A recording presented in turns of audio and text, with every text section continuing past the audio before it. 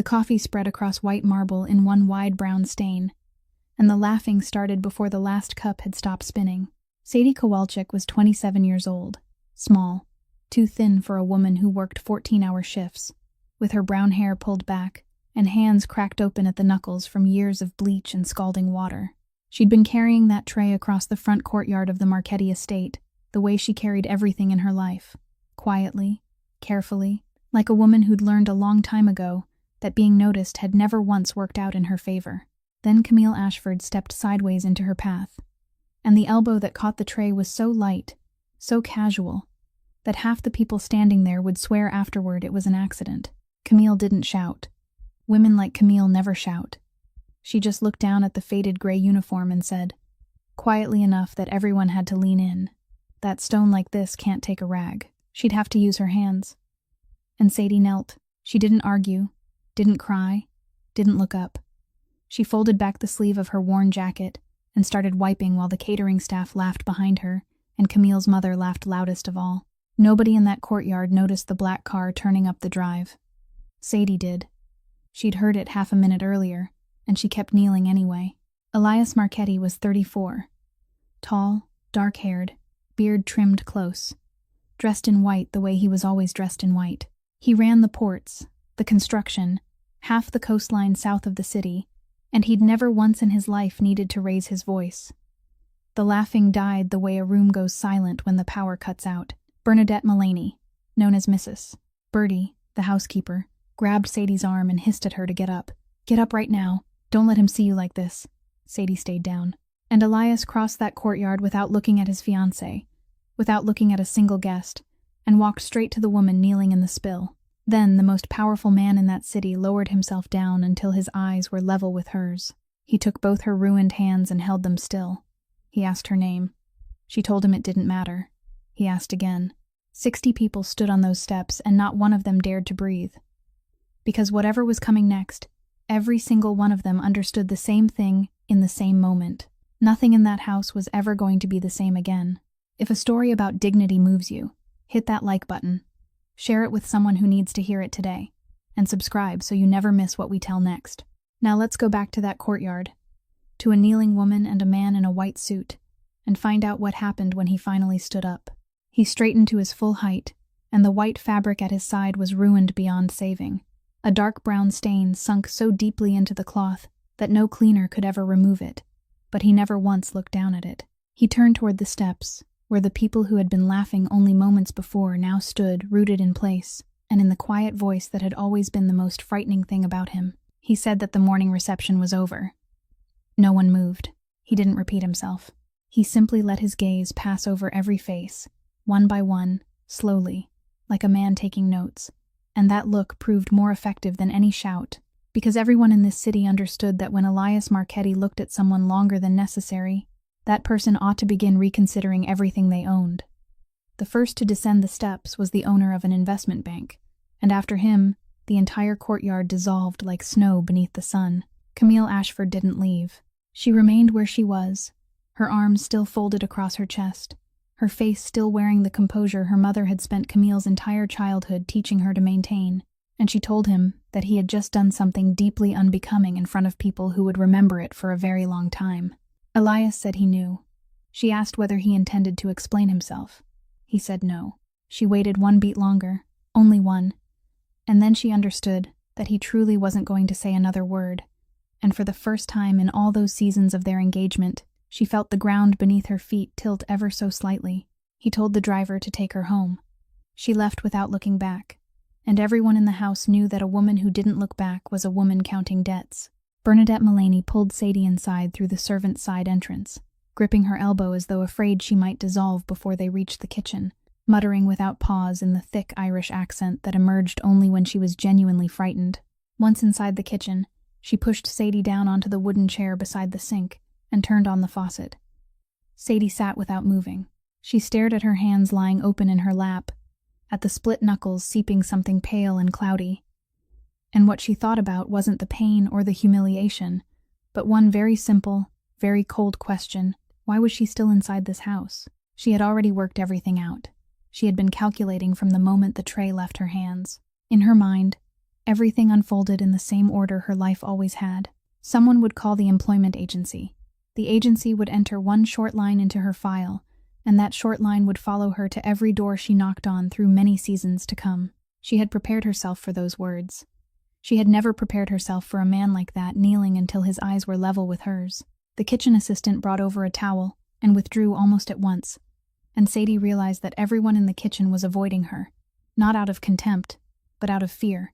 The kind of fear felt by people who had lived in a house long enough to understand that standing too close to something that had just been marked was never safe. Bernadette wrung out the towel, sat down in front of her, and rested Sadie's hand on her own lap. For a long while, she said nothing.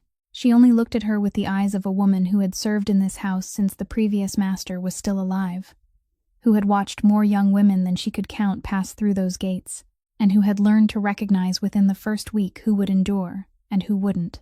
Then she lowered her voice and told Sadie to listen to her just this once. "In this house," she said, "those he forgets can survive, and even those he hates can still find a way to live. But no one he sets his eyes on has ever known a peaceful life." She gently squeezed Sadie's half-bandaged hand and added that Sadie hadn't stood up that morning when she'd been told to, and Bernadette had seen clearly that she'd heard the car approaching before anyone else. So there was only one question she wanted to ask her. "Child, what did you come to this house to do?" Sadie didn't answer the question. She looked down at the basin of water slowly turning pale pink and said that she had come to work. "Ma'am," that she had always come to work. And Bernadette nodded slowly, in the manner of a woman who had just heard a lie, but had no intention of exposing it today. She lowered Sadie's hands into the water, and Sadie flinched once, then held still. Bernadette told her to leave them there. "Salt water stung when it seeped into a crack," she said, "but anything that could still sting could still heal." She cleaned each knuckle one at a time, as carefully as someone cleaning an old piece of pottery, then took a roll of bandages and a jar of ointment that was already more than half empty from a drawer. She said she had bandaged the hands of more girls than she could count in that kitchen, and she had watched most of them walk out through the gates before the rainy season had even passed. She said that if Sadie wanted to stay, she would have to learn 3 things, and she was only going to say them once, so she had better listen carefully.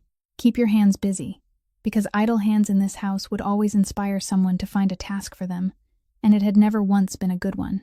Keep your mouth closed, because every word you spoke here would eventually reach someone's ears, and you would never get to choose whose ears they were. And keep your eyes half closed, because the most dangerous thing in this house wasn't knowing too little.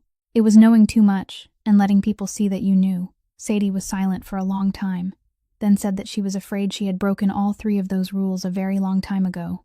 "Ma'am." "Mrs." Bertie looked up, and Sadie began to tell her, not because she wanted to, but because the hand of an older woman holding hers caused something inside her chest to come undone, something she had kept clenched tight through so many seasons, without ever daring to loosen her grip. She told her that when she was still a child, she had carried a truth home one afternoon and placed it in her mother's hands. She said she remembered how carefully she had carried it, as though it were a fledgling with a broken wing, afraid it might shatter along the way. Her father had died in a construction accident before she was old enough to understand what had happened, and his meager death benefit was the only thing keeping the electricity on in their house. The man her mother had brought home to live with them had taken that money little by little, slowly enough that no one would call it stealing. But Sadie had counted. She had written it all down, and one afternoon in September, she had carried that little notebook to her mother and placed it in her hands. Sadie continued, her voice as flat as if she were reading from an old bill, and said that her mother had believed her. That was the part that hurt the most. Her mother had held the notebook, read every page, and believed every word. Then she had closed it, handed it back to Sadie, and told her never to mention the matter again.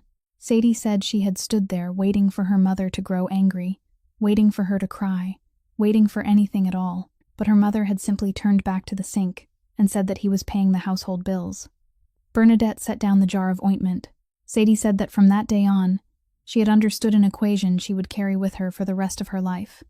Believing her came at a price, and her family couldn't afford to pay it. She had thought about that for years, ma'am. She had thought that if she could do more, if she could make herself more useful, then perhaps her price would come down a little, and people would decide it was cheaper to keep her than to throw her away. She had lived her whole life according to that calculation, and it hadn't been right even once. Mrs. Birdie sat perfectly still. Then she took both of Sadie's bandaged hands in her own, raised them until they were level with her eyes, and told her to listen, child, because she would say this only once and would never speak of it again. The person who told you that you were too expensive wasn't placing a value on you. That person was placing a value on themselves. They were naming the price they were willing to pay, and that price was so small it ought to shame them. But the shame belonged to them, not to you. She released Sadie's hands, rose to her feet, and told her to wash her face, then return and finish the work in the upstairs kitchen, because precious things were kept safely inside a cabinet, not left out where flies could settle on them. Sadie washed her face with cold water in the servants' washroom, and when she raised her head and looked into the mirror, she remembered that she still had 3 hours left in her shift, that the library still needed cleaning, and that she had no right to think about anything beyond those 2 things, because every hour recorded on the staffing agency's timesheet was another line in the file she would place on the judge's desk at the end of that summer. Family court had made everything very clear to her, in the polite, cold language of people who had never been forced to sleep in a car. They needed to see stable housing. They needed to see a lawful and continuous source of income. They didn't need to know how deeply she loved her daughter, because love couldn't fill out a form. Ruthie was 4 years old, and she was staying with a distant aunt near Homestead, in a house with a backyard and a low fence, and Sadie was grateful to that woman in the most painful way one mother could ever be grateful to another person, grateful that someone could do what she herself couldn't. The little girl was waiting for heart surgery. The doctor had said that if everything went well, she would one day be able to run like any other child, that she would be able to climb the stairs without having to sit and rest on the 4th step. And Sadie kept those words in her mind the way someone might carry a glowing coal in a coat pocket through the winter. She was allowed to visit her daughter on Sunday afternoons. The last time, she had sat on the back steps and brushed Ruthie's hair, and when she was finished, the little girl had turned around, looked up at her mother, and asked a single question. When would Mommy stop being busy? Sadie had said something. She couldn't remember what it was. She only remembered that throughout the 3-hour bus ride back to the city, the question had repeated itself inside her head as steadily as the sound of the wheels passing over the joints in the road, and she had understood that the child wasn't blaming her at all. Ruthie was only asking for the time. She believed such a time existed. Sadie carried exactly 1 photograph in her wallet, taken with a disposable camera at some autumn fair, its edges worn white from being pulled out and put back so many times, and she kept it in the outermost compartment so she could touch it without having to open the wallet. That afternoon, she cleaned the library, and as she moved her cloth along the shelves, she realized something she had vaguely noticed during her first week, but had never named. There wasn't a single photograph anywhere in the house. Not one. There were no wedding pictures, no portraits of parents, no photographs of a child laughing on a beach, not even the empty frames people sometimes placed on a surface simply to fill the space. There were paintings, ceramic vases, leather-bound books no one had ever opened, and every object an interior designer might arrange to fill an empty wall. But there wasn't a single human face. Sadie stood in the middle of that room with the cleaning cloth still in her hand, and thought that a person might forget to buy a photograph. But no one forgot for that many years. This wasn't forgetfulness. This was something that had been done, and done with great care. She thought of a man who had passed through his own life erasing every trace he left behind, until the only thing that could still be read inside this house was the mark of the erasure itself. Then she bent down and continued cleaning, because she still had 2 hours left in her shift, because there was a photograph with worn edges inside her wallet, and because a child in Homestead was waiting for her mother to stop being busy.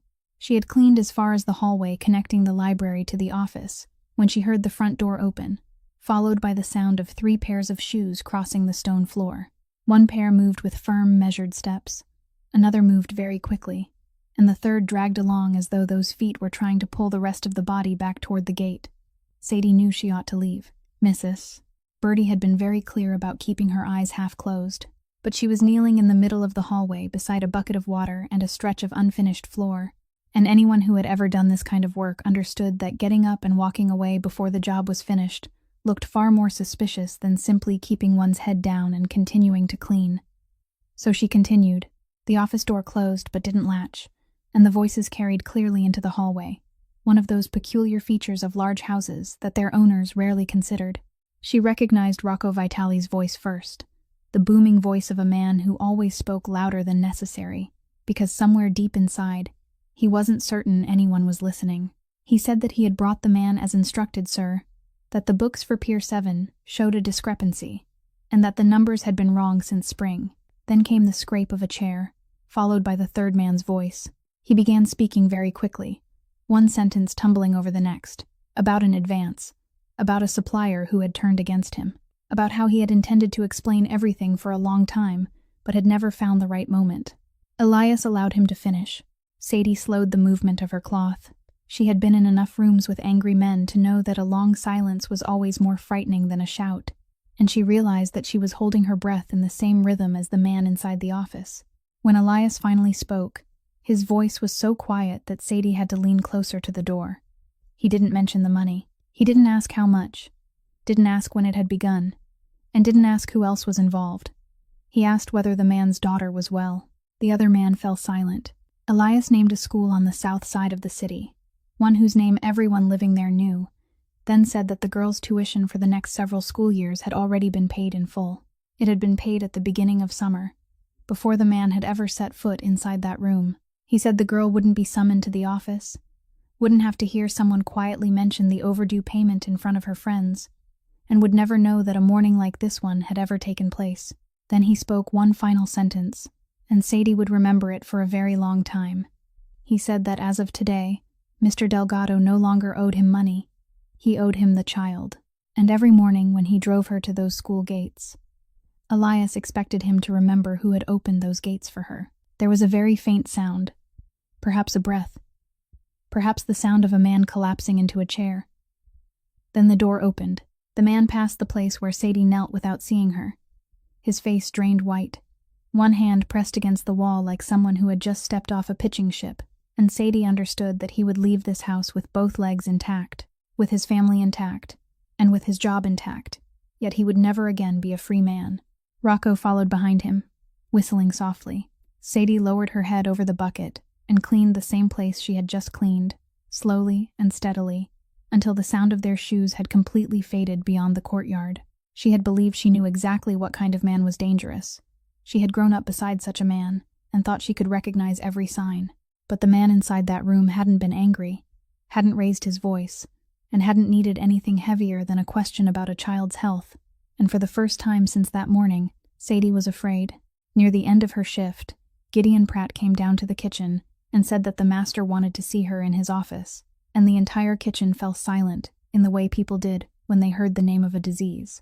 Mrs. Birdie opened her mouth as though she meant to say something, then thought better of it. Sadie removed her gloves, washed her hands, fixed her hair, and went upstairs. She had climbed staircases like this many times in her life, in many different houses, and she knew this feeling well, the feeling of someone about to enter a room where a decision about her had already been made before she ever knocked on the door. Elias was standing beside the window, and he had changed into another suit, still white. He told her to sit down. She sat with her back straight and both hands resting on her lap, so he wouldn't have to see the bandages. Then he said nothing at all. He waited. Sadie immediately understood what he was waiting for. She had seen that expectation on the faces of powerful men all her life. That moment when they sat down before someone beneath them and waited to hear the request, because everyone who entered a room like this carried a request with them. Please let me keep my job. Please give me an advance. Please don't report me to the staffing agency. Please remember me when another position becomes available. It was the finest part of their day, the part when they got to be the person who had something to give. Sadie said nothing. She sat still and looked at the empty stretch of desk before her, and the silence lasted long enough to become unusual, then longer still, until it became something else entirely. At last, Elias asked whether she had anything she wanted to say. She answered no, sir. He asked whether she intended to apologize for what had happened that morning. She said she hadn't dropped the tray, so she had nothing to apologize for, and if he wanted her to apologize for having been there, she could do that too. But both people in the room knew it wouldn't be a real apology. He asked if that meant she wasn't going to ask for her job, ask for money, or ask for anything at all. She said no. He said everyone asked. Sadie looked up and met his eyes for the first time since entering the room, and she said that she knew, sir. And she also knew why he waited for it. She said that if she sat there and cursed him, if she told him everything she thought about this house and the people who lived in it, he would listen to every word. He wouldn't interrupt her once, and when she was finished, he would feel like a strong man because he had stood firm against all of it. But if she knelt and begged him to let her stay, begged him to have mercy on her, then he would give her what she asked for, and afterward he would feel like a generous man. She said she meant no disrespect. She was only speaking a very simple truth, that both of those things would be things she did for him, not for herself, and she had nothing left. She had worked 14 hours that day, and she would work another 14 the next, and there was no room left inside her to carry the additional burden of helping a man feel better about himself. If he wanted to fire her, then he could fire her. She would go and get her coat, walk to the bus station, and never speak badly of this house anywhere, because she didn't have time for that. Elias didn't move. In all the years he had spent sitting on this side of a desk, no one had ever spoken to him that way. And it wasn't insolence that left him unable to breathe, because there hadn't been a trace of insolence in anything she said. What stole his breath was that she was right in every single word. And in less than one day she had seen through him to something an entire city hadn't recognized in more than a dozen seasons. He turned toward the window and told her to leave. She rose, nodded, and walked out, closing the door very softly behind her, exactly as a good servant always closed a door. Elias didn't sleep that night. He sat until dawn in the room without a single photograph, thinking over and over about how she had said she had nothing left, and about how, in his entire life, he had never once allowed himself to say those words aloud.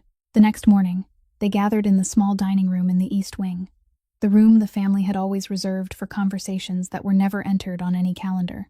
Ambrose Marchetti arrived first, as he always did, and poured his own coffee instead of allowing anyone to do it for him, a habit left over from the days when he was still working his way up. He was Vittorio's younger brother, and he had occupied that advisor's chair since before anyone in the house had called Elias by the name Marchetti. Rocco Vitali arrived afterward, carrying a thick file and the eagerness of a man delivering bad news that he didn't consider bad at all. He said there was movement at the federal level.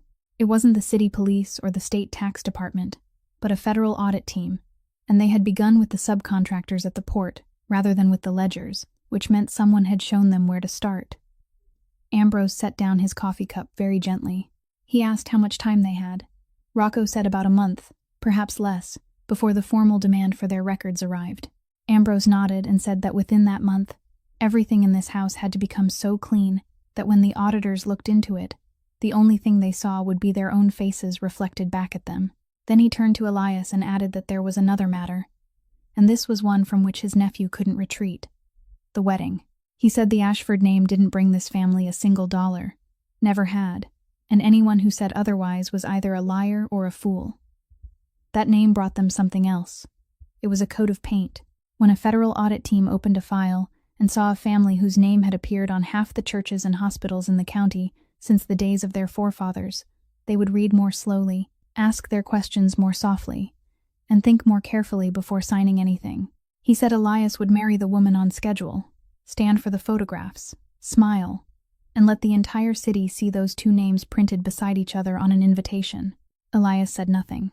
Rocco glanced at him very quickly, then lowered his gaze to the file, and for a moment, his face revealed something Ambrose noticed, and Elias didn't: the expression of a man committing a silence to memory so he could make use of it later. Rocco said that Elias had handled the matter with the Pier 7 contractor beautifully the previous morning, sir, but if it had been him, he would have made sure the man felt a little pain. Elias replied that when you made people feel pain, they forgot as soon as the pain ended. But when you gave them something to lose, they remembered for the rest of their lives. Rocco laughed, nodded, and said, "Of course, sir." He still had much to learn, but he didn't believe that, and all three men in the room knew it. Ambrose rose, tucked his coat beneath his arm, and before leaving, placed a hand on Elias's shoulder, a gesture he made only when he intended to speak from the heart. He said that he had sat at this table since Elias's father was still alive, and he had seen what happened to men who began wanting something beyond the work. He told Elias not to want anything now, wait until the month had passed. Then he left. Alone, Elias drew the file Rocco had left behind toward him. It contained a list of the subcontractors that had worked and were still working on projects bearing the corporation's name, arranged by contract code and accompanied by the recorded workplace accidents. He read slowly, one page at a time, doing the work he should have done many seasons ago but hadn't, because there had been a time when he had made an agreement with himself that those pages weren't his responsibility. Then he stopped midway through one of them. A line described the collapse of a warehouse floor in Hialeah. Beneath it, in the column listing the victim, was a name: Jonah Kowalczyk. Elias read the name 3 times. He remembered that last name clearly, because only the afternoon before yesterday, he had seen it written in blue ink on the staffing agency's timesheet, beside the name of a 27-year-old woman before whom he had knelt in the middle of his own courtyard. He sat for a very long time without turning to the next page. He summoned Gideon Pratt and placed the open file in the middle of the desk, already turned to the correct page, then asked what he knew about the warehouse floor collapse in Hialeah. Gideon looked down at the page, and the first thing Elias noticed was that he didn't bend closer to read it. He merely looked at the name, then raised his head. Elias asked again. Gideon said that he knew about the accident, sir. Elias asked whether he remembered the man's name. Gideon said yes. Then he stood there, with his arms hanging at his sides, and said that if Elias wished, he could recite them all without the papers. Elias told him to begin. And Gideon began. He started with a name from Opalaka, from the first summer after Elias acquired the transportation company, then moved to another name from Pier 3, then 2 brothers who had worked together at a riverside construction site, then a Guatemalan man whose family name no one in the records had spelled correctly, and then another, and another, steadily, without stumbling, without pausing to remember. In the flat voice of a man reciting a prayer rather than reading a list, he spoke for a very long time. Elias didn't interrupt him. When Gideon finally stopped, the room was so quiet that they could hear the air conditioner running inside the wall, and Elias asked how many people there were altogether. Gideon said nearly 40, sir. Elias asked why he had memorized them. Gideon was silent for a while, then said that at first he had written the names down, but he had burned the paper because keeping it was dangerous, and afterward he discovered that he could no longer forget them. He said he had always told himself that he counted, so he could never deceive himself into believing there had been fewer than there truly were. That was what he told his wife on the nights when she asked why he sat outside on the porch. But if Elias wanted the truth, then he would tell him the truth. The counting was the last part of him that remained awake. As long as he could still count them, he still knew what he was doing. The day he stopped counting would be the day he became something else. Elias told him to bring up the entire Hialeah file, without a single page missing. Gideon left and returned with a yellowed folder made of heavy paper. Elias opened it. There were structural drawings, an insurance company report, a cleaning and cargo handling contract signed with a company called Meridian, a personnel roster, and the second floor safety inspection report, stamped and signed by hand. The name beneath the signature was Ronald Pike. Elias read the date it had been signed. Then he turned the accident report over and read the date the floor had collapsed. He read both dates twice more to be certain. The inspection report certifying that the second floor could safely bear its required load had been signed after that floor had already collapsed. He pushed the 2 pages toward Gideon without saying a word. Gideon looked at them, and he didn't appear surprised, and that absence of surprise told Elias more than any confession could have. Gideon said this was how such things had always been done, sir. No one sat down to discuss it, and no one gave an order. It was simply the way people did things. If there was an accident, there had to be an inspection report, and the report had to predate the accident, so someone signed it and changed the date. This time, the man signing it had simply been careless. Elias asked who had paid Ronald Pike. Gideon said he didn't know who had paid him, but he knew where the money had passed through. And if Elias truly intended to pull on that thread, he had to understand that its other end was tied to the very house in which he was sitting. Elias closed the file and told him to leave. At the door, Gideon stopped and added something Elias hadn't asked. He said the man had left behind a wife, sir. Then he walked out.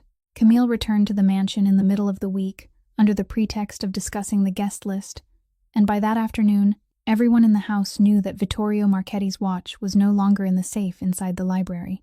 It was the only thing Elias had kept from his father, an old watch with a tarnished gold face, inexpensive compared with everything else in that house, and anyone who had worked there long enough understood that its value had nothing to do with money. Camille was the one who reported it missing. She said she had opened the safe to put away a set of documents and discovered that the place where the watch belonged was empty. She spoke in the voice of someone who had been forced by duty to do something unpleasant. Gideon ordered the servants' rooms searched, and they found the watch inside Sadie's wardrobe, wrapped in a kitchen cloth and hidden beneath a folded raincoat in the bottom drawer. Everyone in the house gathered in the large kitchen, and no one spoke, and Sadie stood among them, with both hands still wrapped in bandages. She didn't protest her innocence.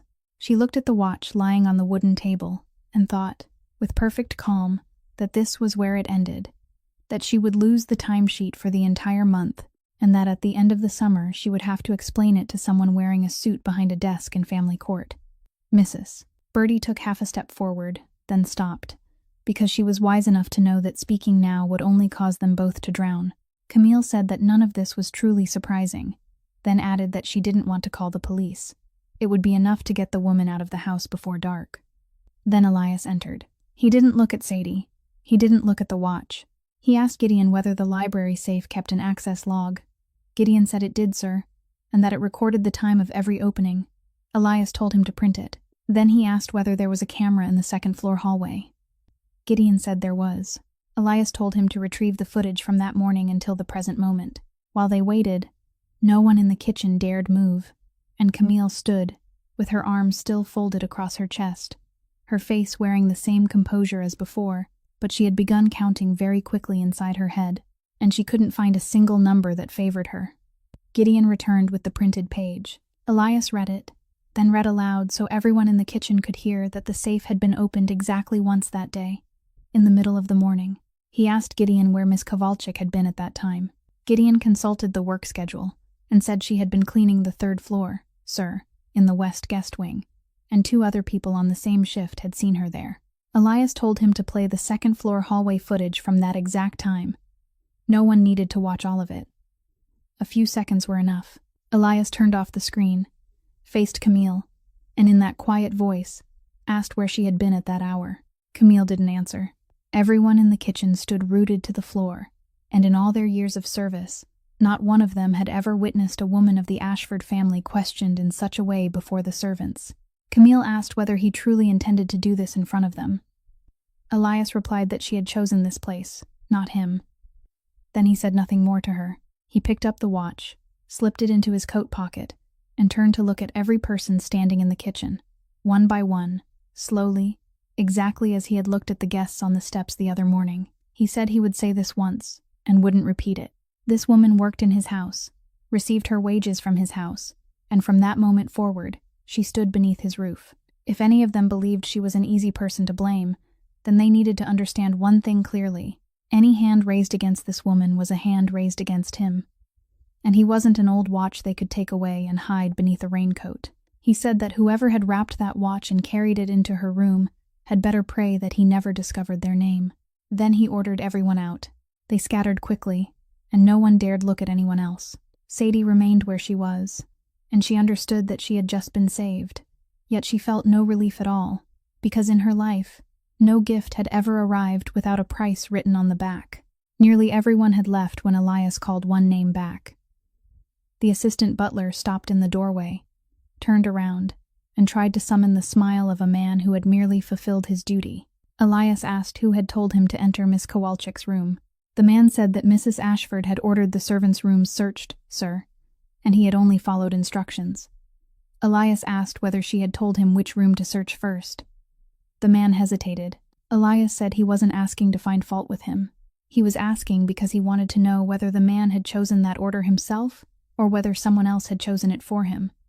The man couldn't answer. Elias nodded as though he had received all the answer he needed. Then, still speaking in that quiet voice, he told the man to gather his belongings and leave that afternoon. The assistant butler began talking about all his years of service, about his wife, and about the mortgage on his house, and Elias allowed him to finish, just as he always allowed everyone to finish. Then Elias said he wouldn't withhold the man's severance pay, wouldn't write a single word about the incident in his letter of reference, and wouldn't tell anyone what had happened. The man looked up, and for a moment, something close to gratitude appeared on his face. Elias continued. He said that 10 years from now, when the man carried his papers from door to door along this coast, from there northward to the last of the houses beside the bay, someone would make a telephone call. People always called, and they would call him. He said he would answer. He would speak very politely. He wouldn't say one unkind word about the man, and the man would never know what he had said. The assistant butler stood there for another moment, and then he understood. and Sadie saw the instant understanding reached him, because the color of his face changed from the inside out. He said nothing more.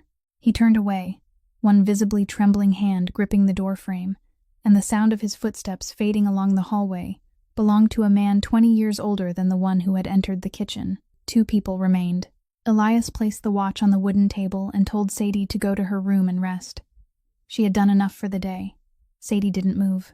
She looked down at the kitchen cloth still lying on the table, then said that with his permission, she wished to say one thing, "Sir," and when she was finished, she would return to work. He waited. She said that 10 minutes earlier, he had stood in the middle of that kitchen and protected her in front of everyone, and she knew what that meant to someone like her. She would never forget it. Then she said that 1 minute earlier, she had stood there and watched him erase a man's entire life with 2 sentences. He hadn't touched him. He hadn't raised his voice. He had simply told the man that the telephone would ring, and that was the end of it. She said she wasn't judging him. She had no right to do that, and she didn't have the strength for it either.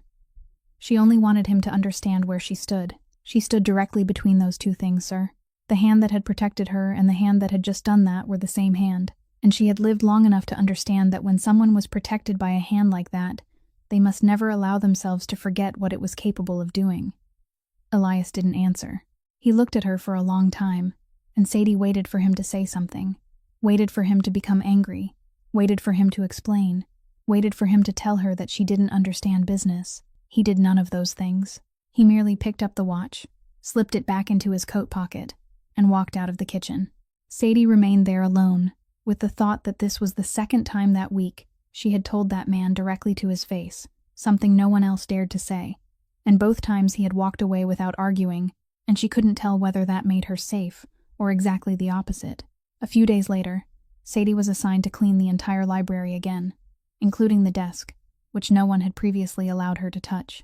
She wiped the surface, cleaned the legs, then pulled out the top drawer to wipe along its inner edge, and she did it from habit rather than curiosity, because in her line of work, drawers were the places people most often forgot and the places they most often inspected. The drawer was nearly empty. There was a pen, a ring of old keys that no longer opened any lock, and in the farthest corner, lying face down, a yellowed plastic badge, the kind of employee badge with a clothing clip that hotels still issued to their workers. Sadie picked it up and turned it over. It showed a photograph of a woman, taken with a cheap camera beneath fluorescent lights, her hair gathered neatly at the nape of her neck, a collared uniform covering her shoulders, and the woman was trying to smile in the way people smiled when someone told them to smile. Beneath the photograph were the name of the hotel, the housekeeping department, and a name. Rosaria Marchetti. Sadie stood perfectly still. She had spent enough weeks cleaning this house to know that there wasn't a single human face anywhere inside it. Not one photograph, not one object suggesting that its owner had ever had anyone in his life. And now, in the palm of her hand, was the only human thing in the entire building, and it wasn't a portrait hanging on a wall or a silver-plated picture frame. It was an employee badge. She realized she was holding it in both hands, exactly as someone might hold something fragile, and she didn't hear the door open behind her. Elias was standing there. Sadie placed the badge on the desk and began to say that she was sorry, that she had been cleaning the drawer and hadn't meant to. But he raised one hand, and she fell silent. He stepped closer, looked down at the badge, and didn't pick it up. He only looked at it. Then he said that she had worked in housekeeping. Sadie didn't answer. He continued, saying that during her final years, she had worked the night shift because it paid a little extra, and she used to say that the guests slept at night, so she didn't have to listen to anyone shouting at her. He said she had died just after one of those night shifts. She had come home, set down her bag, sat on the edge of the bed, and that was all. There had been no hospital, and no one had been given enough time to call anyone. The doctor had written the name of a disease on the paper, but that name wasn't right. The truth was that she had been used up. People used up a human being the same way they used up a pair of shoes, a little more each day, until one morning they could no longer carry anyone forward, and no one ever called it an accident. Sadie remained silent. She had learned very early that when someone began speaking about something they had never spoken of before, the best thing she could do was stand still and not interrupt. Elias said that at first, his mother had been buried in the section reserved for those who had no one to pay for them. That section had no trees and no shade, and in summer, all the grass burned away. He said that several seasons later, when he finally had money, the first thing he did wasn't buy a house. He moved her somewhere else. A proper grave with a headstone and a tree large enough to cast the entire stone into shade by noon. He said he had paid to have that tree planted before he had even paid for the headstone. Then he fell silent for a very long time. Sadie asked softly whether he visited her often. Elias didn't turn to look at her. He said he had never gone there. He paid someone to cut the grass, paid someone to replace the flowers on certain occasions throughout the year, knew exactly which path led to the grave and which row it was in, and could direct Sadie to the exact place without a map. But he had never once stood before it. Not once. He closed the drawer, and the badge remained outside on the desk between them. He didn't pick it up or put it away. He told her to finish cleaning, then walked out of the room. He asked the staffing agency to send him her complete personnel file, and they delivered it that same afternoon, far thicker than he had expected. He read it from the last page backward. At first he was only searching for the name Jonah Kowalczyk in the section listing family members, and he found it. But then he couldn't stop. There was a chain of shift change requests, one following another, stretching across nearly an entire year. She had asked to transfer from the central office route to the private residence route, even though the latter paid less. She had asked to leave a night shift in a high-rise that included extra pay and move to a day shift that offered none. She had changed districts twice, each time moving farther from her lodging, each time adding another bus to her journey. There were 3 handwritten applications asking to be considered for the Coral Gables service list. 2 had been denied, and the 3rd had been approved.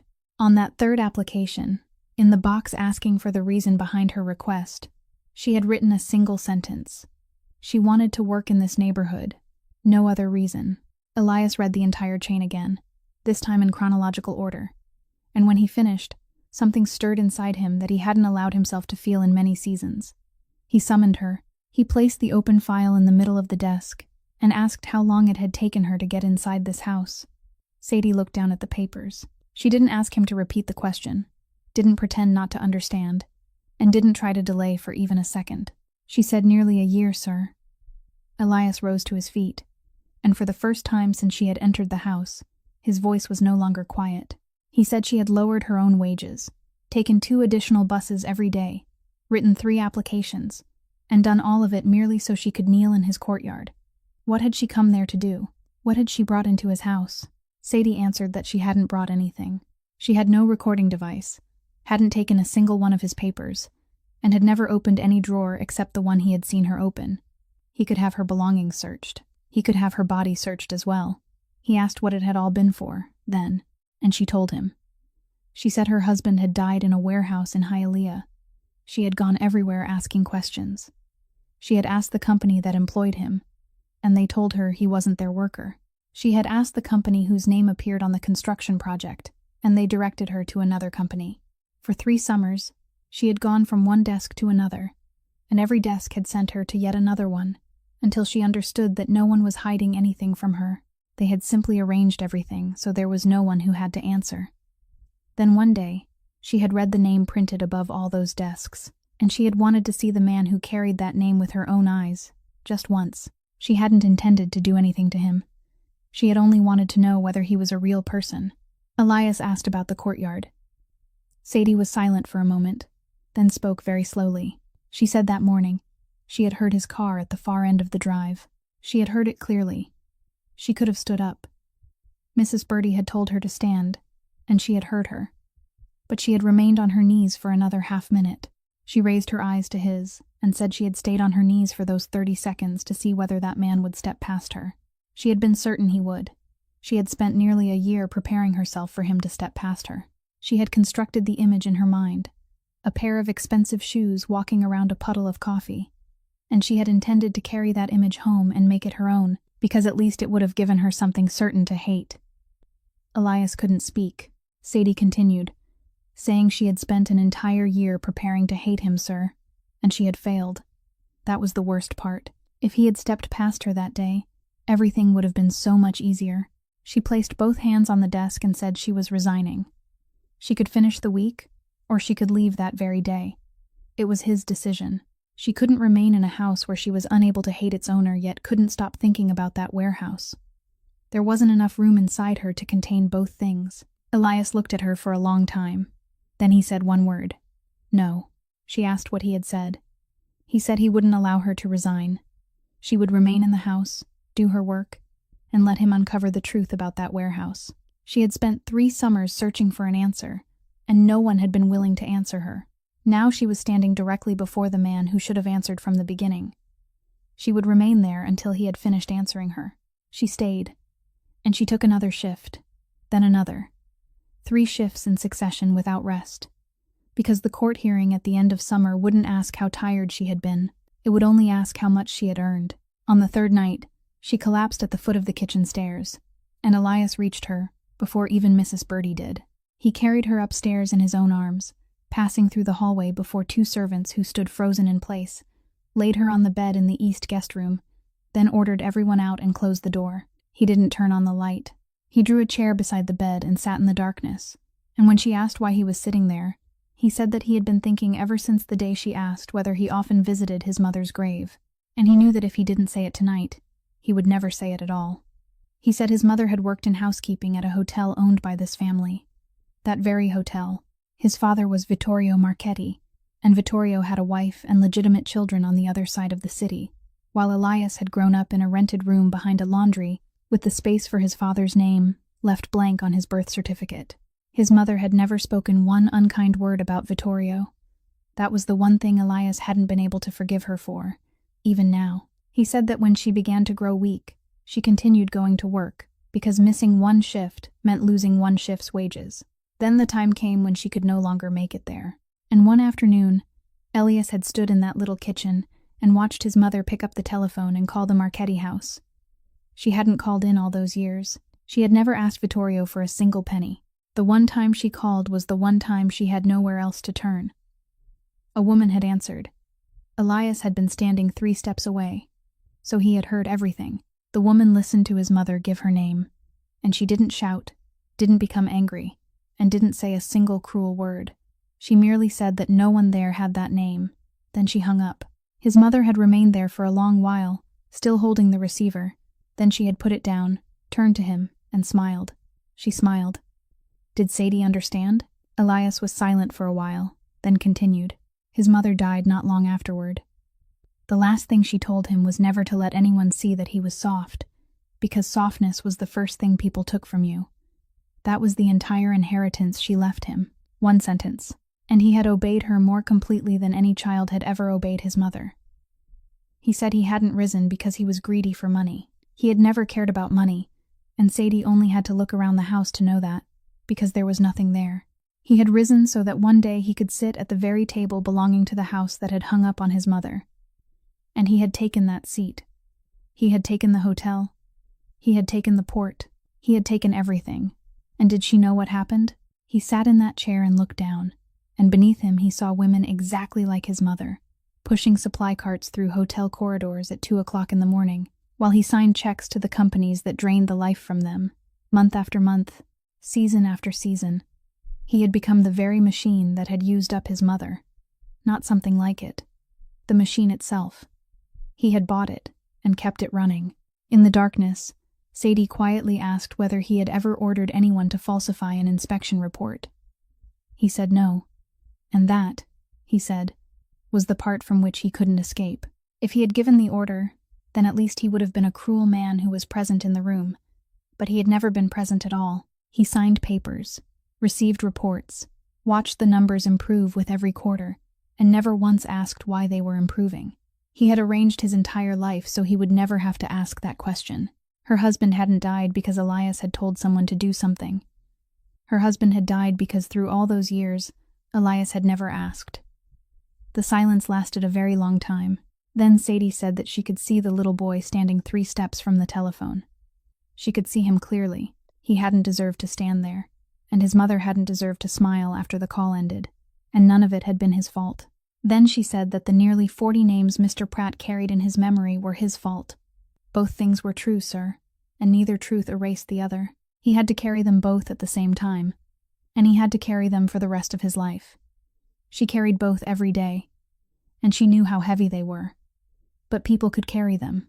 3 days later, Gideon Pratt knocked on the office door early in the morning, before anyone else in the house was awake, and placed an envelope on the desk.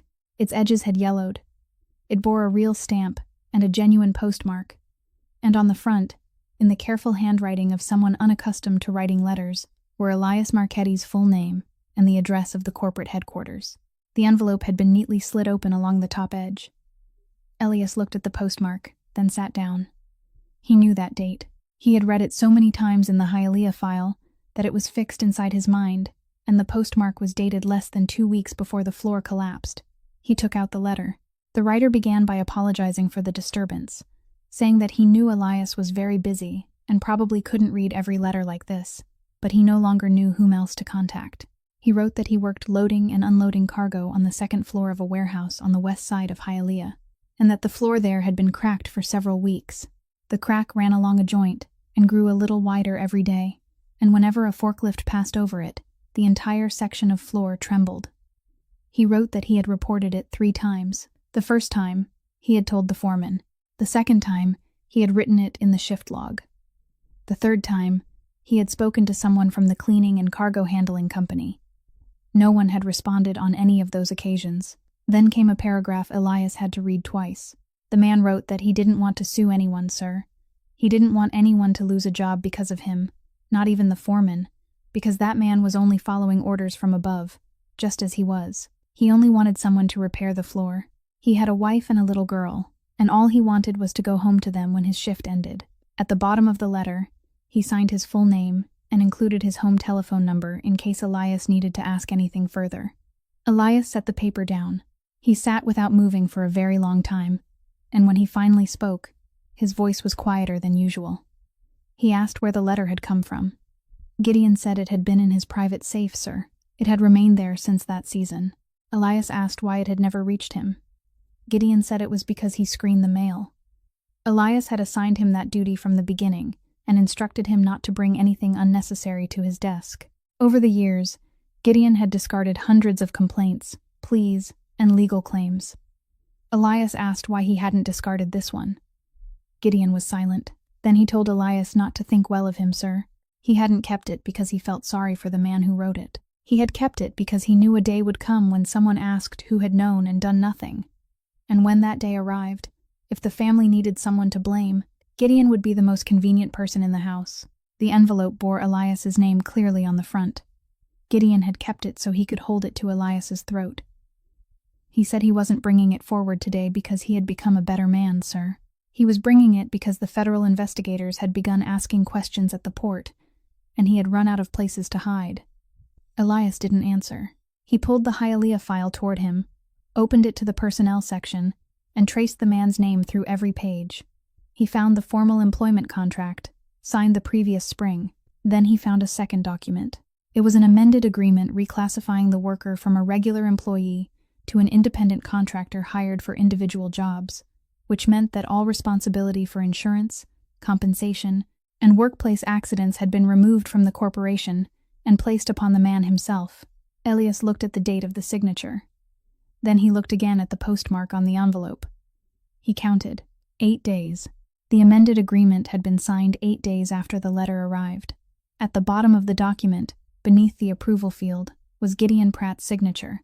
Elias placed the 2 papers beside each other and pushed them toward him without saying a word. Gideon looked down. He didn't deny it. He didn't appear surprised either. He only said that after reading the letter, he had immediately understood that the floor would collapse, sir. He didn't know whether it would happen in 2 weeks or 6 months, but he knew it would happen, and the first thing he thought about wasn't the floor. Elias asked what he had thought about. Gideon said he had thought about how much they would have to pay. So he had done what he always did. He had cleaned everything up in advance. At the end of that week, the distant aunt in Homestead called Sadie, and the woman's voice was trembling so badly that Sadie had to ask her twice to slow down. She said the hospital had just called. They had scheduled Ruthie's surgery, and they had scheduled it early. And when she asked about the money, someone in the finance office told her that the entire cost had already been covered and there was nothing left to worry about. Sadie stood in the kitchen hallway with the telephone pressed to her ear, unable to say a word. Then she hung up, removed her apron, walked directly to the office, and opened the door without knocking. She placed one hand on the edge of the desk and asked what he had done. Elias said he wasn't buying her daughter, if that was what she thought. Sadie said that was exactly what she thought. She had told him she could no longer hate him, and now he had paid for her daughter's surgery, and he knew perfectly well that after this, there would be nothing more she could say. He had bought her silence with her child's heart. Elias pushed a set of papers toward her. He told her to read them. Sadie read, and she read slowly, because the language on those pages wasn't written for someone like her. It was an amendment to an employment record, signed by Elias Marchetti, restoring Jonah Kowalczyk's status as a regular employee, effective retroactively from the season in which he died, and voiding every previous document that had reclassified him as an independent contractor. Elias said he hadn't paid with his own money. He hadn't given the hospital a single dollar. What he had done was correct a document that had been made false. Her husband had been a regular employee, and he had died while working, so the corporation's employee benefits fund was obligated to provide for his wife and child, and that obligation had begun in the season of his death, not today. Her daughter's surgery wasn't a favor from him. It was the portion that had been taken from her family. Gideon had been standing in the corner of the room from the beginning, and only then did he speak. He asked whether Elias understood what he had just signed, sir. Elias had personally confirmed that the corporation had deliberately reclassified a worker after receiving a warning about a dangerous condition. He had written out the evidence of the very act the federal investigators were searching for. He had handed the prosecutor a knife and offered them the handle first. Elias said he knew. Gideon asked what he was supposed to do now. Elias told him to submit it. Submit everything, complete and without a single page missing. Then he added that Mr. Pratt should prepare himself, because his signature was also in that file. Gideon stood still for a moment, then gave a very slight nod and left. On the day of the surgery, Sadie sat in the waiting room all morning. When they finally allowed her inside, Ruthie was asleep, her hair damp against her forehead, and around her wrist was a thin plastic band bearing her name, age, and identification number. Sadie lifted the small hand to turn the band so it wouldn't press against her skin, and she saw the small line printed on the inside, the line identifying the party responsible for the cost. It didn't bear the name of the hospital, the insurance company, or Marchetti. It read J. Kowalczyk. Sadie sat down on the edge of the chair, and she didn't weep aloud because her daughter was sleeping, but she remained there for a very long time with the child's hand held inside her own. Elias arrived late that afternoon, and he didn't enter the room. He stood in the hallway several steps from the door, at precisely the distance of a man who believed he had no right to cross the threshold. Sadie came out to meet him.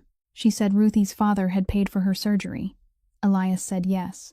It had come several seasons too late, but he had paid for it. Then Sadie said there was something she had to tell him, and after she told him, she would never mention it again. She said that several seasons earlier, after the funeral, she had gone to his corporate headquarters. She had worn the finest clothes she owned. She had told the receptionist that she wanted to see Mr. Marchetti, and the woman had asked her to wait. Sadie had sat on the bench beside the glass doors from morning until afternoon. She hadn't dared go to the restroom because she was afraid of losing her place. Near nightfall, the receptionist had told her to go home. Elias said nothing. Sadie continued, saying that in the middle of that afternoon, a man dressed in white had walked past where she was sitting. He had stopped.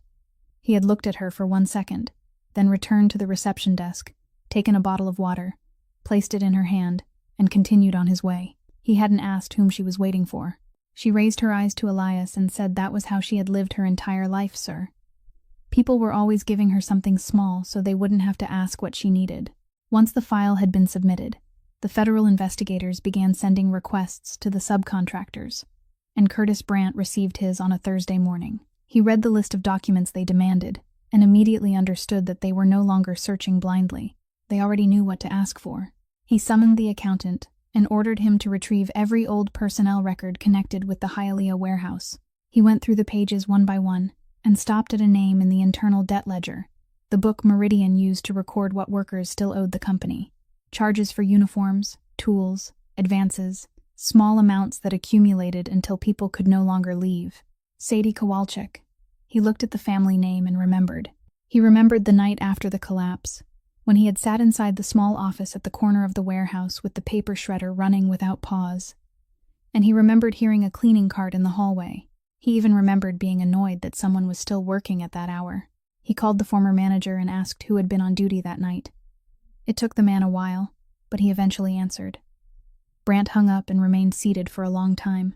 The woman who owed his company money, the woman whose husband had died on that floor, was the same woman who had stood less than 2 steps from his office door on the night he fed the original file through the shredder. He sent people to find her that same afternoon, and they returned with the news that she was no longer assigned to her former route. Her file had been transferred to private residences, and the client's name was restricted. Brandt understood what that meant. It meant she was inside a house whose gates his money couldn't open. Camille Ashford called him 3 days later. She didn't come to see him or arrange a meeting. It was only a brief call from a number no one could reach afterward. She said she had heard he was looking for someone. Brandt asked who she was. She said that wasn't important, and he didn't need to know. The person he was seeking was at the Marchetti mansion in Coral Gables, assigned to the private residence route and working the day shift, and she entered and left through the west side door because the main entrance wasn't for servants. Brandt asked what she wanted. Camille said she wanted nothing. She had merely given him an address, and an address wasn't a secret. Anyone who wished to look could find it. What he did with it was his concern, and from that moment forward, she didn't know who he was.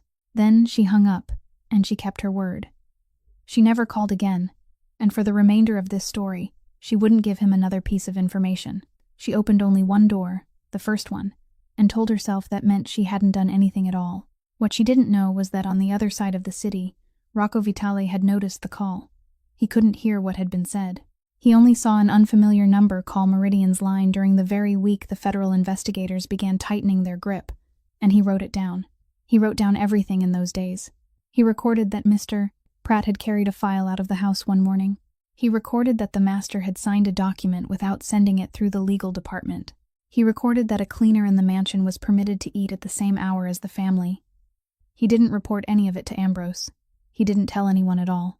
He merely sat in his car, smoked his cigarette to the end, and thought that the chair would eventually become vacant, and the person who occupied it would be the one who knew how to wait for the right moment. The engagement party went ahead on the appointed day, because Ambrose wanted it that way, and because the entire city had already received invitations. There were 200 guests, lights strung across the back lawn, and Sadie had been assigned to the beverage station. An arrangement she understood had come from Camille, though she made no attempt to avoid it. Halfway through the evening, Delphine Ashford stood with a group of women near the steps, telling stories about her younger days, in the manner of people who liked reminding others that they, too, had once been required to work. She said that she had been a receptionist back then, for only one summer, for the Marchetti family itself, sitting behind the old reception desk on Flagler Street, answering telephone calls and taking messages. She laughed and said that calling at work made it sound more impressive than it had been, because all she had really done each day was tell people that the master wasn't there. Ilias stood a few steps away with a glass of wine he hadn't touched. He turned around. He asked which summer she had worked there. Delphine gave him a vague year, the way people referred to some distant summer, and added that the heat had been unbearable, and the air conditioner in the lobby had been broken nearly the entire time. Elias didn't move. He stood there knowing precisely which summer she meant, because there had been only one summer in his life, and everything else had been divided into what came before it and what came after. He asked her one more question, and he asked it quite casually. Had she ever received a call from a woman named Rosaria? Delphine frowned. She truly thought about it, genuinely tried to remember, and that was the cruelest part. Then she laughed and said, "Good heavens, what a strange question. There had been dozens of calls like that every day, all from women demanding payment or asking to see someone. How could she possibly remember one name?" She took a sip of wine and turned back to continue her unfinished story with the other women. Elias remained where he was for several seconds. No anger rose inside him, and he recognized its absence, and that was what left him shaken. For more than 20 years, he had lived with the image of some cruel woman hanging up on his mother, and now that woman stood 3 steps away from him, holding a glass of wine and telling a story about a broken air conditioner, and she didn't remember. For his mother, that call had been the last time she ever asked anyone for anything.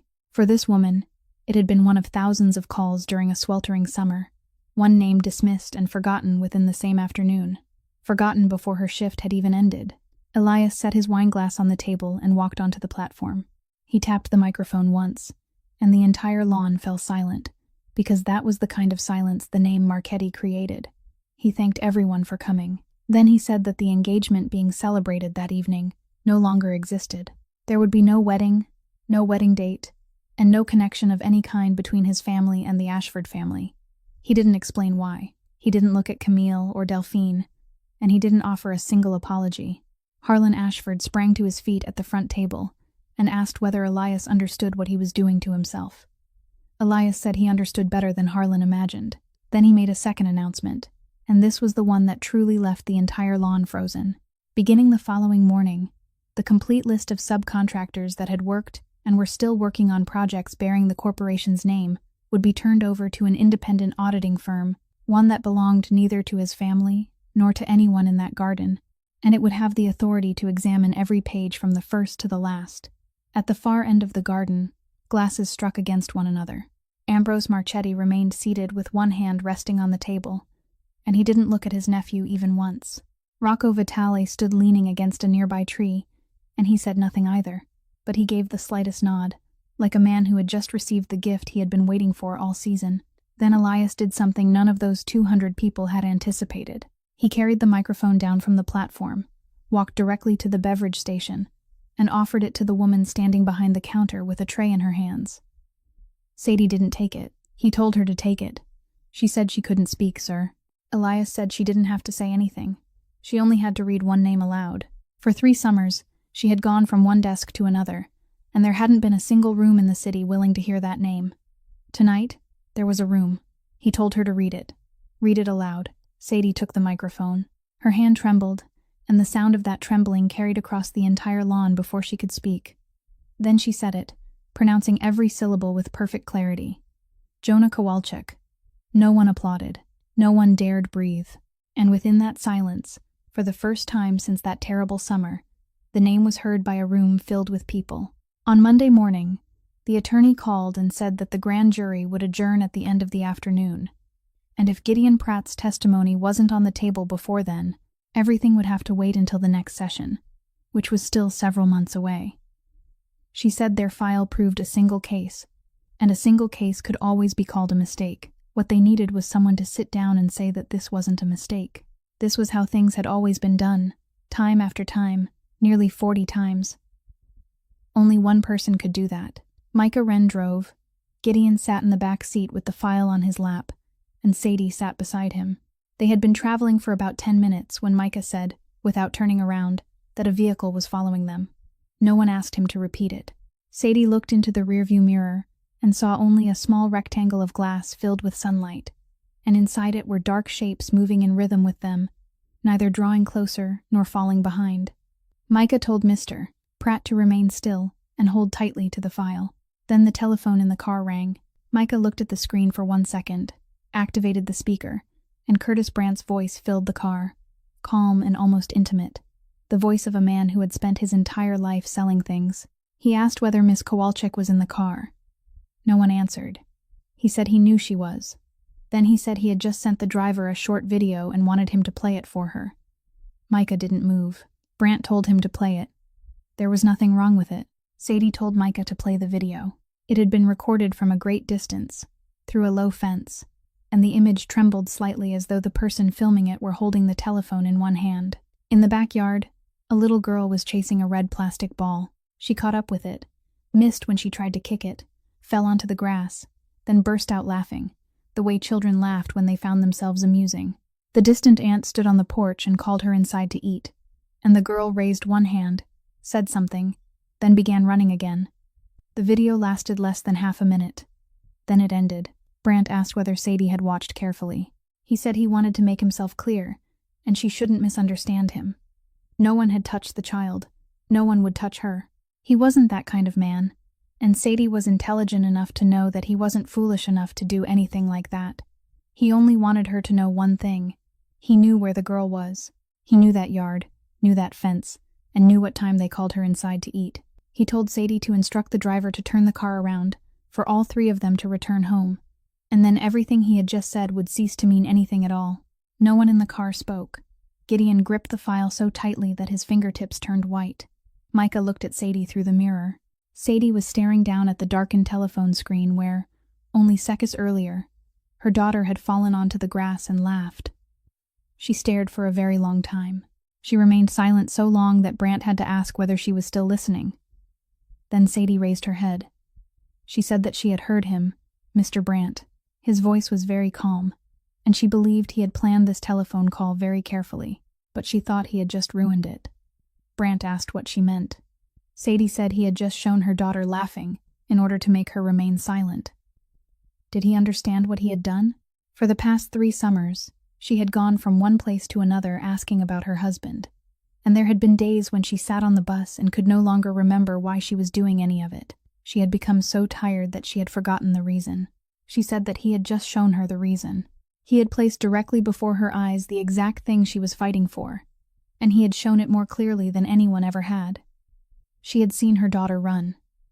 She had seen her run, Mr. Brant.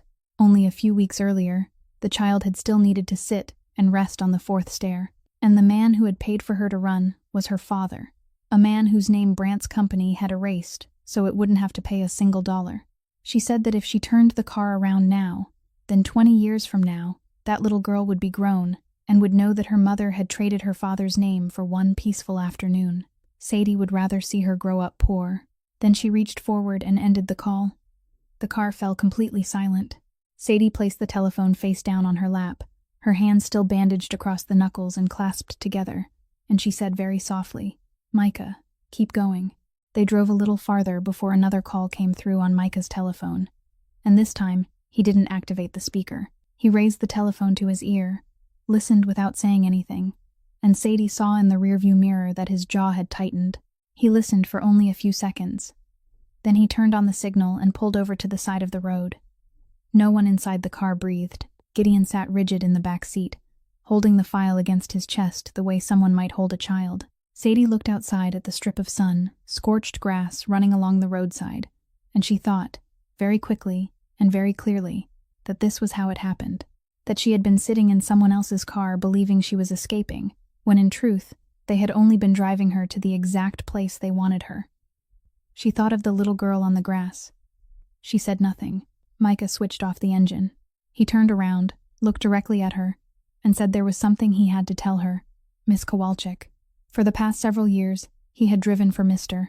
Marchetti, and throughout those years, he had reported everything the man did, where he went, whom he met, how long they spoke, and what time he returned home. Someone had placed Micah there from the beginning, before he had ever held the keys to that car. He had never belonged to Mr. Marchetti. Sadie didn't answer. Gideon released a very quiet breath from the back seat. Micah continued.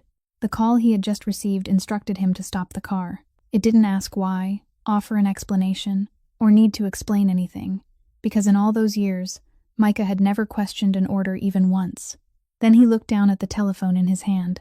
He switched it off, lowered the window, and threw it onto the strip of sun-scorched grass, and no one heard it land because the traffic passing them was too loud.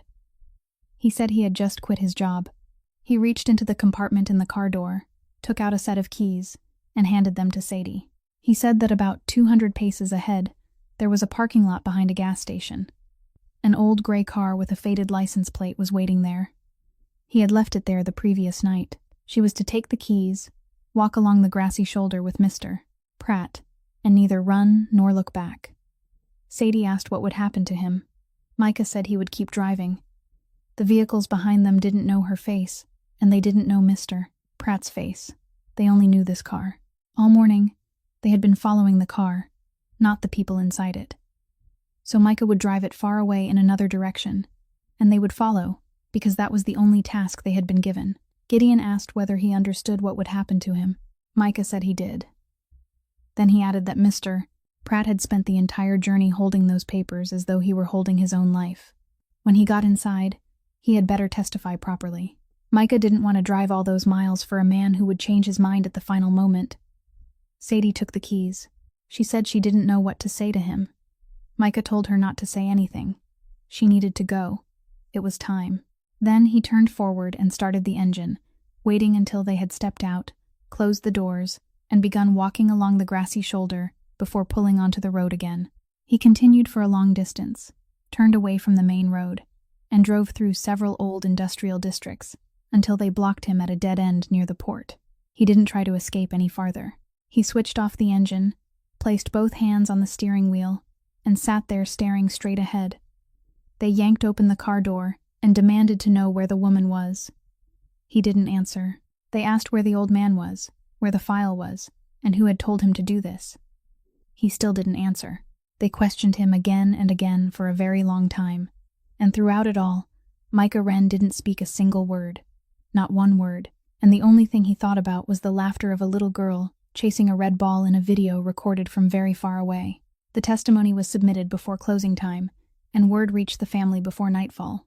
They convened in the back room of a restaurant in Little Havana, a windowless room with a long table covered in white cloth, where every important matter had been decided without a written record since Vittorio's time. 7 men took their seats.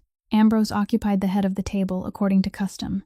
Elias sat at his right, and Rocco Vitali sat 2 places away wearing the expression of a man attending a ceremony for which he had prepared his clothes long ago. Rocco spoke first. He said that the man occupying this chair had turned over the family's entire subcontractor file to an outside auditing firm. He said the man occupying this chair had signed a document that the legal department itself hadn't been allowed to review, and that document was now on the prosecutor's desk. He said he wasn't discussing what was right or wrong, sirs. He was asking only one question. If the man occupying this chair couldn't protect the house, then what purpose did he serve by keeping the chair? Murmurs traveled along the table. A man at the far end asked what Elias had been thinking, and another said that this would affect families that had nothing to do with the matter. Elias allowed them to finish, as he always allowed everyone to finish. Then he took a yellowed sheet of paper from inside his coat, placed it on the white tablecloth, and pushed it toward the head of the table. He asked Uncle Ambrose to read it aloud before they voted. Ambrose looked at the paper. He didn't ask what it was. He put on his glasses, picked it up, and began to read. He read slowly, his voice steady, placing no emphasis anywhere, beginning with the apology for causing a disturbance, continuing through the description of the crack running along the joint, through the 3 warnings that no one had answered, through the paragraph in which the writer said that he didn't want to sue anyone and didn't want anyone to lose a job because of him, and ending with the final sentence, that all he wanted was to go home to his wife and daughter when his shift was over. Then Ambrose read the name signed beneath it. He folded the letter and placed it on the table. No one in the room spoke. Rocco looked down at his hands. Ambrose removed his glasses and said that they would now vote. The first man voted against Elias. The second man voted against him. Rocco voted against him, saying the words slightly louder than necessary. Then it was Ambrose's turn.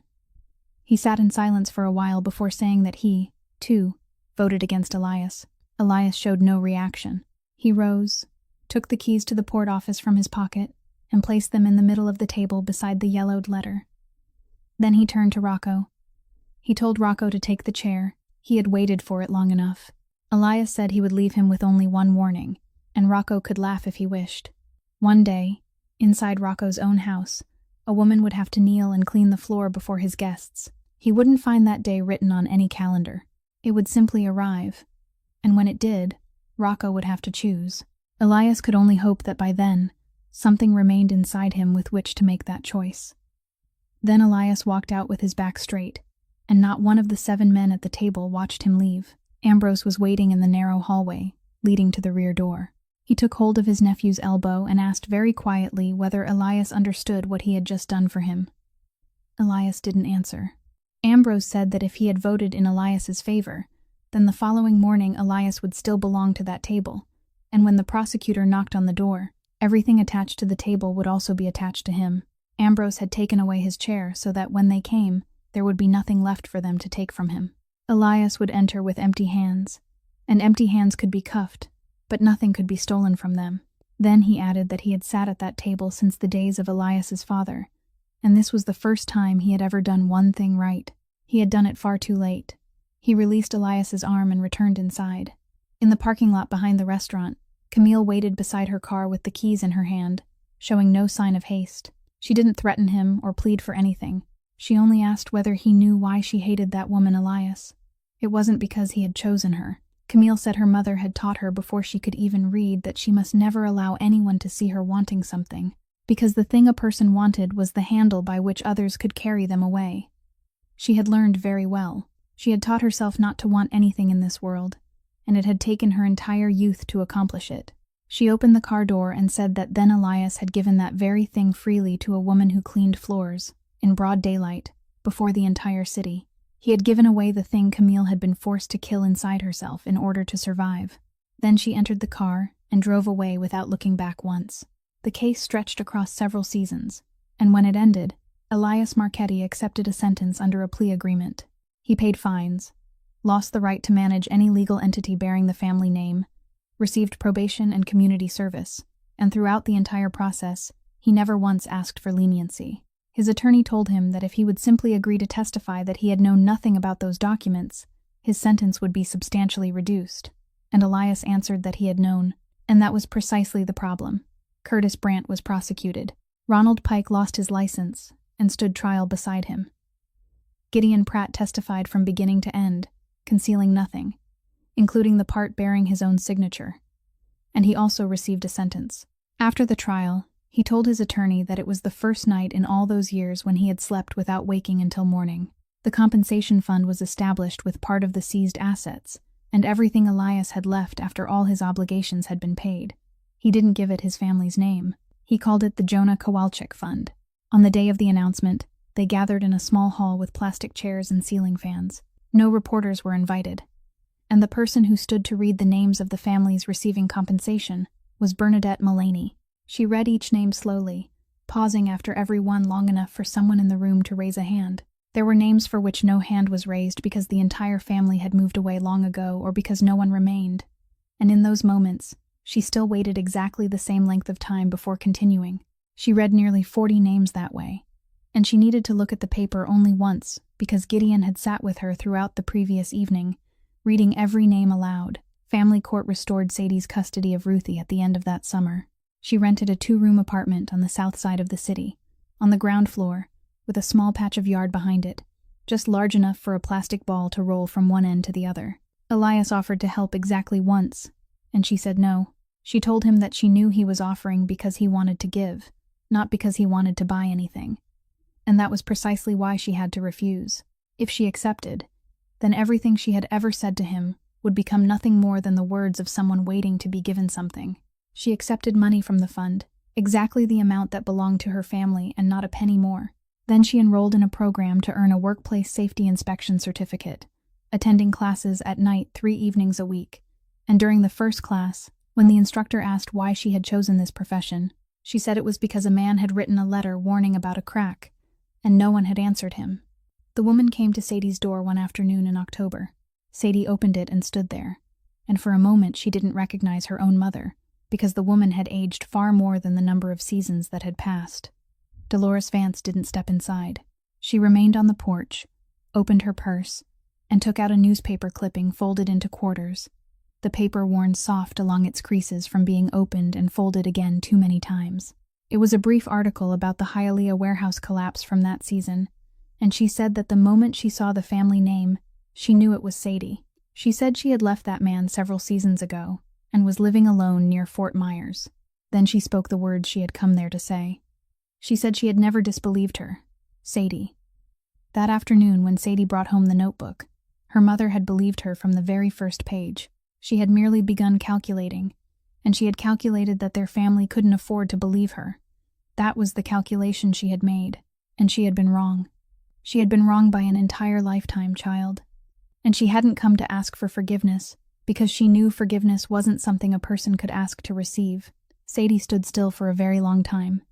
She didn't embrace her mother. She didn't cry.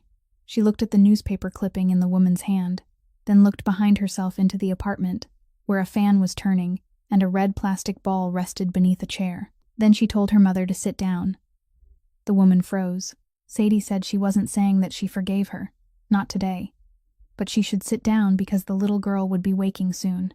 Ruthie was always very hungry after her afternoon nap, and she talked all afternoon, and she would ask her grandmother every question she could think of.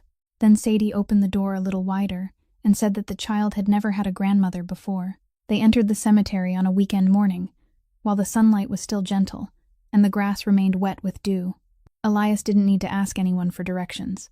He turned at the first path, past 2 rows of headstones, then stopped before a slab of dark granite resting entirely beneath the shade of a mature rain tree, its broad canopy spreading over the ground below. He stood about 3 steps from the headstone and went no farther. Sadie stood beside him without speaking or urging him forward. She had learned long ago that there were silences it would be cruel to fill. He remained that way for a very long time. Then he said, very softly, that he didn't know what to say to his mother. He had thought about it throughout all those years, thought about it until he had memorized dozens of different opening sentences, yet not one of them had survived beyond the first 3 words. He said she had given him one instruction, and he had followed it more completely than he had ever done anything else in his life. But he couldn't tell her what had come from obeying her because he didn't want her to have to hear it. He fell silent for a while, then took 1 step forward, only one, and said that perhaps he would say this instead. I am here, Mom. I am here. And I didn't come alone, and I didn't come hardened. Sadie reached out and took his hand. She didn't hold it like someone comforting another person, nor like someone expressing gratitude. She held his hand the way 2 people stood when carrying something heavy together, side by side, shoulder to shoulder, sharing the weight equally. In the distance, across the broad lawn near the entrance, a little girl was running. She chased a red plastic ball rolling into a shallow hollow, ran a long distance without stopping to rest even once, and when she caught it, she raised both hands toward the sky, then turned and called out to the 2 adults.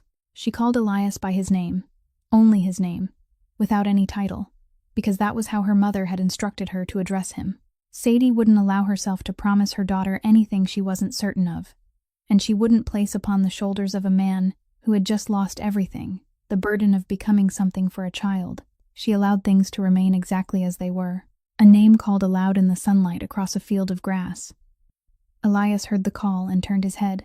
He raised one hand and waved, and on the face of the man who had once made an entire city hold its breath was something no one had ever seen before. This story ends there, and if there is anything worth carrying away from it, perhaps it is 3 very simple truths.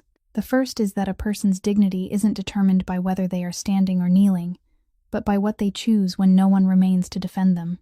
Some people spend their entire lives seated in lofty chairs without ever once standing straight, while others kneel in the middle of a courtyard and still preserve everything they are.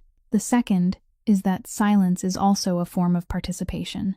A person doesn't have to commit an evil act to bear responsibility for it. Receiving a letter and leaving it unopened, hearing a cry and turning away, or signing a document without asking where it leads, can be enough for tragedy to befall someone. And the third is that some debts in life can never be repaid, and some names can never be called back. But even when an old debt can't be repaid, any one of us, on any given day, can still refuse to write another line in that ledger. If today's story touched you even a little, please click like and share it so more people can hear it. Please subscribe to our channel so we can listen together each day to warm and meaningful stories like this one. Most of all, we hope you will leave a comment and tell us your honest feelings about this story and the character who gave you the most to think about. Because we read every one of your comments with our deepest appreciation. We wish everyone listening abundant health and a life filled with peace, happiness, and lightness each day. Thank you for staying with us until the very final moments. Goodbye, and we'll see you again in the next video.